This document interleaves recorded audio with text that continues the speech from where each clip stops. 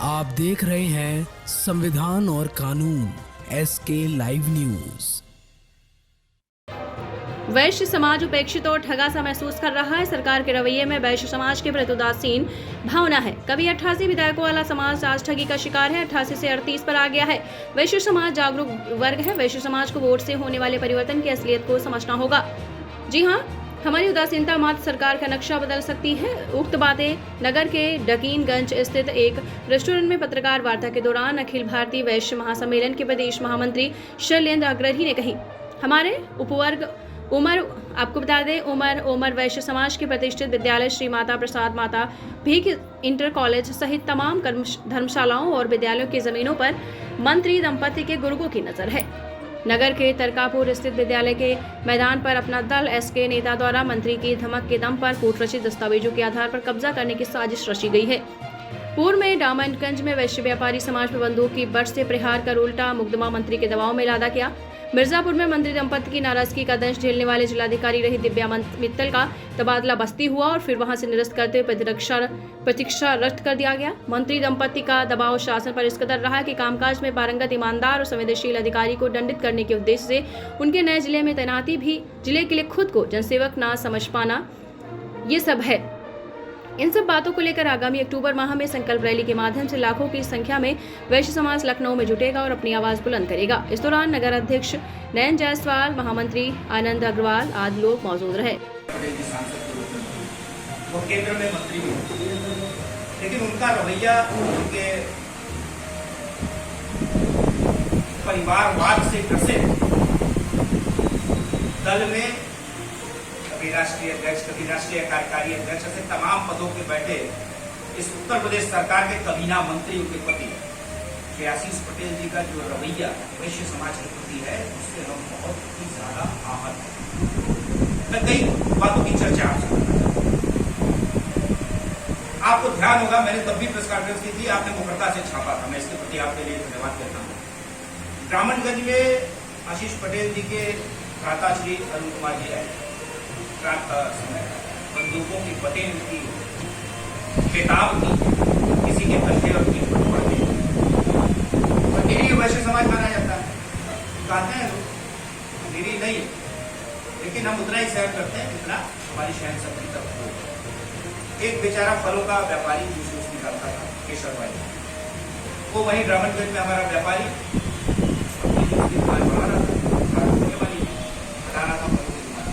उनकी गाड़ी रुकती है और उससे पूछा जाता है कि फला रास्ता बताओ। बताया तो उसको मालूम था, जो नहीं मालूम था नहीं बता पाया। इस पर माननीय जी का मूड बौखला गया और उनके तमाम गुरुओं ने उन्होंने उसके बीच और गद्दों पर बंदूक की पटों से प्रहार। आपको ध्यान होगा, विश्व परिषद का वो कार्यकर्ता भी था, इस वजह विश्व परिषद की काफी मुखरता से उसका लगी थी और मैं बतौर अखिल भारतीय वैश्य महासम्मेलन के प्रदेश महामंत्री उस दौरान आपने छापा भी था, एक वर्ष 2019 का FIR हुआ। उल्टा किसके ऊपर? वैश्य समाज के व्यापारी। मंत्री की हलक थी, उन्होंने अपने भाई के खिलाफ तो, अपने जेठ के खिलाफ तो FIR नहीं होने दिया। हमारे व्यापारी के ऊपर FIR हुआ, हम ऊपर हुए, हमने प्रेस कॉन्फ्रेंस की, हमने आपके माध्यम से आवाजें बुलंद की। आपने कुछ लिखा, मंत्री परिवार कुछ दबा और FIR पर कार्रवाई को शायद मौखिक रूप से मना करके उस परिवार की मान मनोबल में लगा। चुनाव चुकी आने वाला, लेकिन वो दिखावटी पर था। FIR आज तक खत्म नहीं हुआ, मुकदमा अभी भी चल रहा है। वो मुकदमा आज तक खत्म नहीं हुआ है। तमाम वादे करके मंत्री जी वहां से चले गए, जब कबीना मंत्री सब कुछ देखे नहीं थे, मुझे लेकर तो वादा करके चले आए कि नहीं ये है वो है। मैंने पहले बताया कि वैश्य समाज बहुत सहज है, बहुत सरल है, बातों में बड़ा जल्दी आ जाता है, किसी के विश्वास में बहुत जल्दी है। वो भी परिवार है, विश्वास भरोसा हम लोग का भी हो सकता है। भाई कह रहे हैं कि कुछ करेंगे, लेकिन कथनी करनी में कथनी करनी का अंतर हमने कासगंज में देखा। चंदन गुप्ता हत्याकांड आपको याद है, बहुत बड़ा कांड हुआ। अखिल भारतीय विद्यार्थी परिषद का वो कार्यकर्ता जो तिरंगा यात्रा में निकला था, उसे गोली लगी। तत्कालीन मुख्यमंत्री, जो वर्तमान में मुख्यमंत्री है, योगी आदित्यनाथ जी ने जब बातें उठी, चीजें उठी, उन्होंने भेजा और तमाम वादे कराए कि भाई आपकी बहन को नौकरी देंगे और चंदन के नाम का चौक बनाएंगे चौराहे पर, और जो मुआवजा होता है वो मुआवजा देंगे, एक राशि देंगे, जिससे आपका परिवार कुछ आर्थिक सहायता। लेकिन बात आई गई हो गई, वादे हो गए, आज तक पूरे नहीं। कि बहन को नौकरी दी गई किस आधार पर, आउटसोर्सिंग के आधार पर, ठेके के आधार पर, वो भी 4.5 दी गई। बड़े बड़े चैनलों में चीजें बातें आई। अभी माननीय अखिलेश यादव जी जो विपक्ष के नेता हैं विधानसभा में, उन्होंने इस विषय को उठाया। पहली बार मैं धन्यवाद देना चाहूंगा आपके माध्यम से श्री अखिलेश यादव जी को, कि पहली बार किसी नेता ने उत्तर प्रदेश के इस विषय को विधानसभा के पटल पर उठाया है, और मुझे उम्मीद है कि अब शायद सरकार भी संज्ञान ले, क्योंकि यह विधानसभा की कार्रवाई में शामिल है। दूसरी बात, चंदन नाम का चौक तो नहीं बना। वर्ष 2022 का विधानसभा चुनाव था, उस परिवार ने मुझसे संपर्क किया, हम लखनऊ में मिले, मैंने प्रेस क्लब में प्रेस कॉन्फ्रेंस की। स्वतंत्र देव सिंह जी उस समय प्रदेश अध्यक्ष हुआ करते, वो परिवार मुझसे मिला। मैंने कहा कि आप सरकार से मिलते करते बन चुके होंगे, आप संगठन से मिलिए। तो वो जब संगठन महामंत्री से मिलते हैं तो उन्होंने कहा कि भाई मुख्यमंत्री मेरी बात नहीं। अब वो फिलहाल केंद्रीय पदाधिकारी जो समय संगठन महामंत्री उनका मुख्यमंत्री से मैं कई बार कह चुका हूँ, वो मेरी बात नहीं सुनते। तो प्रदेश अध्यक्ष से मिले, प्रदेश अध्यक्ष ने कहा, उनकी माँ की जबानी मैं आपसे बता रहा हूँ, उस लड़के की माँ ने मुझसे कहा, अपने खोए हुए पुत्र की गम में डूबी इस माँ ने जब स्वतंत्र देव सिंह जी से बात की, तो उन्होंने कहा कि सूबे में ऐसी हत्याएं होती है।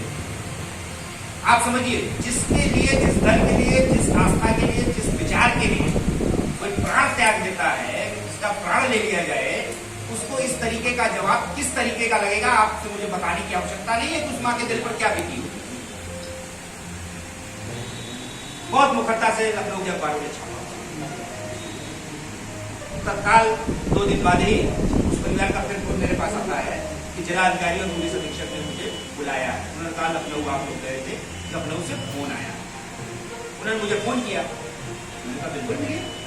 वो लोग जब मिलने जाते हैं तो उन्होंने कहा मैं नौकरी दे देता हूँ, जो हमारे बस में है, मुआवजा हम लिख देते हैं, चौक का काम लगा देते हैं, आप लोग चुप हो जाए, शांत हो जाए, ठीक है। उन्होंने मुझे फोन किया, मैंने कहा स्थायी नौकरी की बात पर ही हम मानेंगे, इससे नीचे नहीं, ये बात नहीं होगी। कहीं जिलाधिकारी तत्कालीन जिलाधिकारी से बात कही, उनका स्थायी नौकरी देना हमारे बस में बात नहीं, हम ऊपर लिखते हैं, आप ये जो माहौल गर्म कर रहे हैं इसको शांत, ठीक है। चुनाव हो गए, आई गई हो गई, सकता वो परिवार के पास और लोग गए, तमाम लोग गए, सांसद गए, तमाम लोग वहां गए, तो बात आई गई हो गई। अभी फिर उनके भाई का फोन आया कि जो हत्यारा था उसे तो छोड़ दिया गया, तो वही है हम सब भारतीय जनता पार्टी के पदाधिकारी हो गए, और हमारे परिवार और हमारा जो गवाह था उसे पुलिस ने उठाया। मैंने कहा आप देखिए, मैं तो पहले से कह रहा था कि चाल चरित्र चेहरे में बहुत अंतर है। खबरों के लेटेस्ट अपडेट के लिए इसी तरह हमारे साथ जुड़े रहें और इस वीडियो को ज्यादा से ज्यादा शेयर करें।